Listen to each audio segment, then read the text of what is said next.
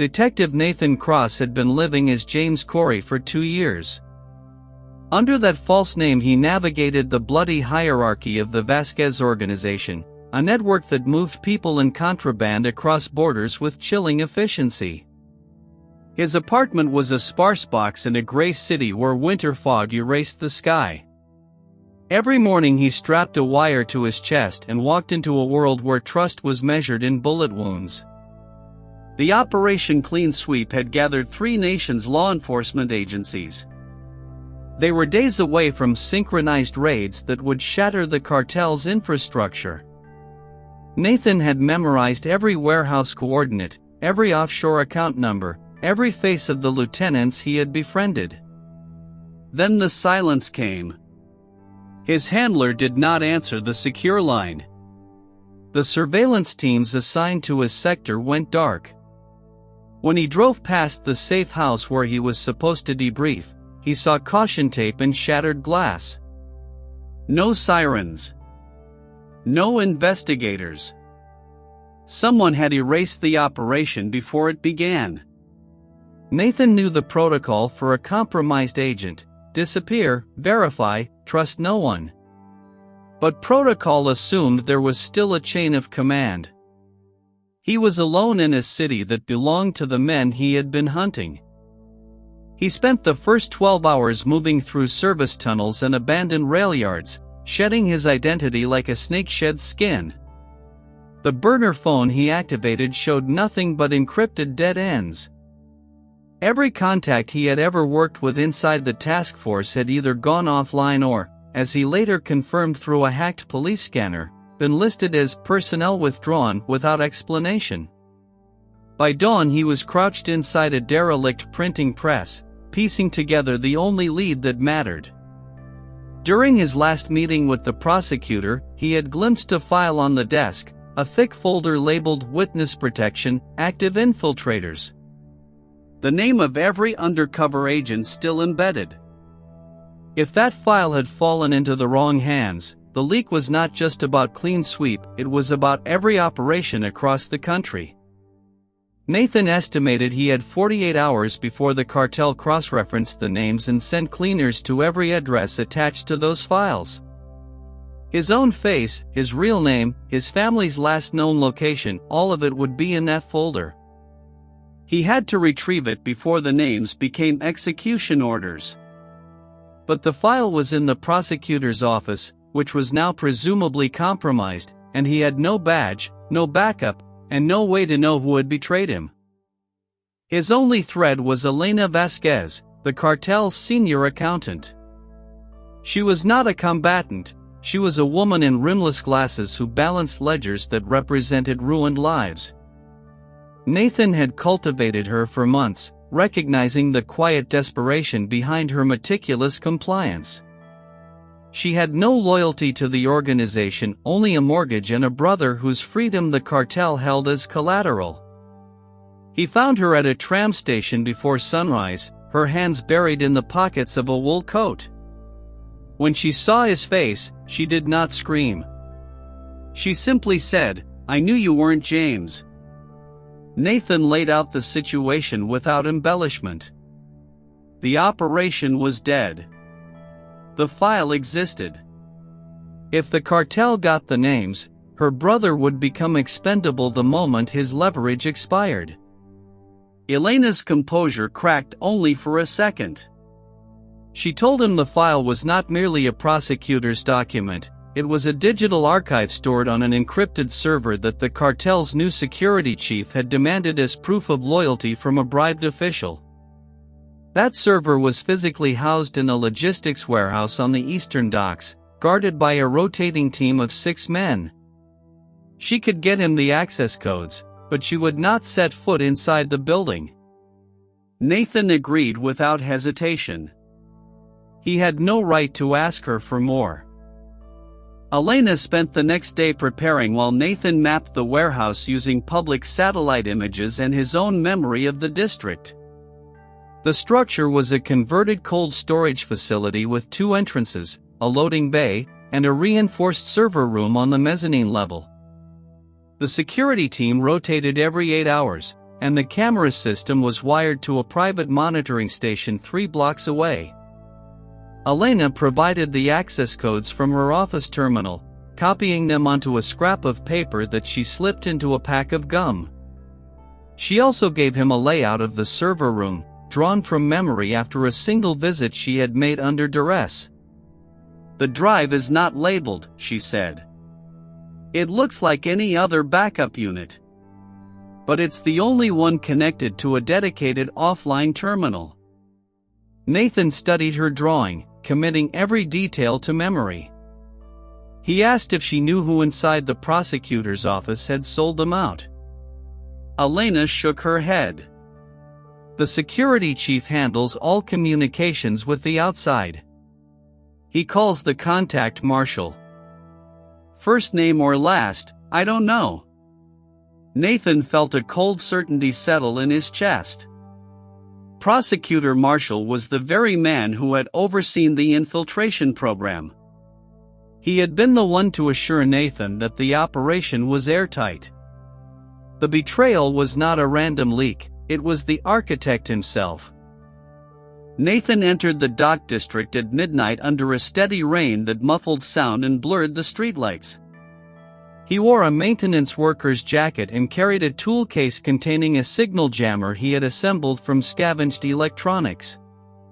Elena's access codes worked on the perimeter gate. The first guard was in the security booth, watching a handheld screen. Nathan disabled him with a sedative syringe he had acquired months earlier from the cartel's own medical stash, a tool meant for extracting information, now repurposed for silence. He dragged the unconscious man into the shadows and entered the main warehouse. The space smelled of brine and rust. Crates were stacked in uneven rows, some labeled with pharmaceutical insignias that were likely counterfeit. He moved between them, counting the guard patrol intervals. Elena had been precise: 2 men on the floor, 1 at the mezzanine stairs, 2 in the server room, 1 in the external monitoring station. He neutralized the floor guards one by one, using the same sedative and careful timing.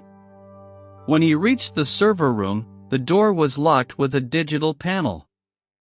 He entered the second code Elena had given him. The lock clicked open, and he stepped into a cold, humming chamber lined with black server racks. He found the offline terminal in the corner, a single monitor attached to a drive array that was physically disconnected from the main network. The screen glowed with a login prompt. Nathan typed the third code and gained access to a file directory that made his breath catch. The archive contained not only the names of infiltrators but also witness testimonies, financial records, and location data for safe houses across 3 countries. It was a complete roadmap of every investigation the task force had ever launched. He located the file labeled Active Infiltrators and began downloading its contents onto an encrypted USB drive. The progress bar moved at an agonizing crawl. Halfway through, a red alert flashed on the terminal: unauthorized access detected, backup generator engaged. The monitoring station had been alerted. Nathan had perhaps 3 minutes before armed men converged. He yanked the USB drive from the port, but the file transfer was incomplete. He needed the rest. In a split-second decision, he ripped the entire drive array from its housing, severing cables and ignoring the sparks that burned his fingers. The array was heavy, the size of a small suitcase, but he carried it as he fled. Gunfire erupted behind him as he descended the mezzanine stairs. He did not look back. He escaped through a drainage culvert that ran beneath the loading bay, emerging into a canal where the rain had swelled the water to his chest. The drive array was sealed in a waterproof bag Elena had insisted he bring. By the time he reached their rendezvous, a self-storage unit Elena had rented under a false name, his hands were numb and his leg had a deep gash from a jagged pipe. Elena was already there, pale and trembling. She had heard the gunfire through a police scanner app. Nathan handed her the drive array and collapsed onto a cot. While he staunched the bleeding, she connected the array to a laptop and began decrypting the files. An hour later, she looked up with an expression of grim satisfaction. The entire infiltrator list is here. Every name except the one file that was opened during the transfer. Yours. Nathan's file had been the active document, meaning only part of his data had been saved. The cartel already had his alias, James Corey, and the region where he operated. But his real identity, Nathan Cross, his family, his history, was still in the corrupted portion of the file that remained on the warehouse server. They had bought time, but not safety. The incomplete transfer meant the cartel's technical team would eventually reconstruct the missing data. Nathan estimated they had less than 24 hours before his real name was pieced together. Elena had another piece of information. The security chief had bragged that Prosecutor Marshall kept a personal backup of the infiltrator files in a private residence, a safety measure against his own employers. If they could reach that backup, they could recover the missing data and also secure evidence of Marshall's treason. The residence was a countryside villa 2 hours from the city, where Marshall spent weekends away from official scrutiny. Elena did not have the exact address, but she remembered a delivery manifest she had processed months earlier, a shipment of vintage wine to a property registered under a shell company. She pulled up the manifest from a cloud backup and cross-referenced it with property records. The villa was isolated, with a single access road and a security gate. Nathan knew he could not assault a fortified location alone. He would have to force Marshall to come to them. He typed a brief encrypted message to a number he had memorized, a journalist who had once exposed police corruption and owed him a favor. The message was simple: Marshall. Villa. Backup file. Tomorrow noon. It was a gamble that could get them both killed. At dawn, Nathan positioned himself on a ridge overlooking the villa's access road while Elena waited in a borrowed car 2 miles away. The journalist had done his work. Within hours, an anonymous tip reached 3 major newsrooms that a senior prosecutor was keeping classified witness files in an unsecured private property. Unmarked police cars arrived first, followed by news vans. Nathan watched through binoculars as Marshall emerged from the villa, his face a mask of feigned composure. He was ushering investigators inside, likely intending to claim the files were legitimate working documents. But Nathan had planned for that. He called Elena and gave the signal. She sent an anonymous email from a disposable account to the lead investigator on scene, attaching a single document, the decrypted list of infiltrators with timestamps proving Marshall had accessed the file 3 days before the operation was compromised. The email concluded with the location of the villa's hidden safe room, where Marshall kept his personal computer. Inside that computer, Nathan knew, they would find the backup drive. The investigators entered the villa again, this time with a search warrant that arrived by fax 15 minutes later. Nathan did not stay to witness the arrest. He had seen enough in his career to know that justice, when it came, was never cinematic. By evening, news broke that Prosecutor Marshall had been taken into custody on charges of conspiracy and endangering national security. The backup drive was recovered, and the complete infiltrator list was secured. Nathan retrieved his own file from the chain of custody through a trusted contact who owed him a debt from a case long buried. His real identity was no longer in enemy hands, but the James Corey alias was burned. The cartel, now alerted to the scale of the infiltration, had already begun hunting for the traitor in their midst. Elena's position was even more precarious. Her association with Nathan had been discovered through security footage at the warehouse.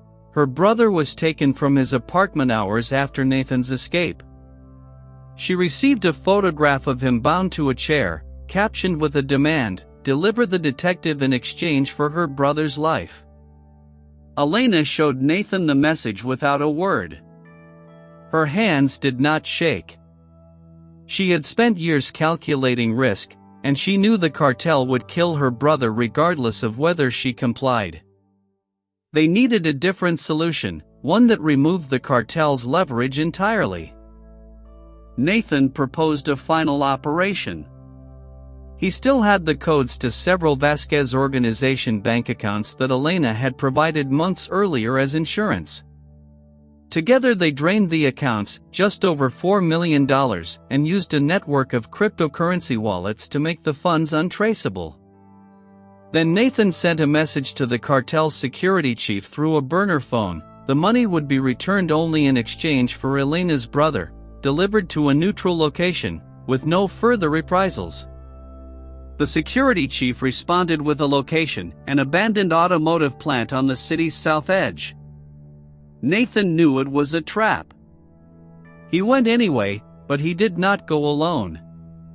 He contacted the journalist again, this time providing the coordinates and a full accounting of the cartel's remaining operations, every lieutenant's name, every smuggling route, every offshore account he had documented during his 2 years undercover. The journalist, backed by a coalition of international outlets, published the data simultaneously across 6 platforms. Within hours, the Vasquez organization was under siege from law enforcement agencies that could no longer ignore the evidence. The exchange at the automotive plant never happened. The security chief, realizing his organization was collapsing, abandoned the location and fled the country. Elena's brother was found 2 days later in an abandoned farmhouse, dehydrated but alive, after a tip from a low-level cartel member seeking leniency. Nathan was there when the rescue team brought him out. Elena wept for the first time since this began, not from relief but from the release of years of fear.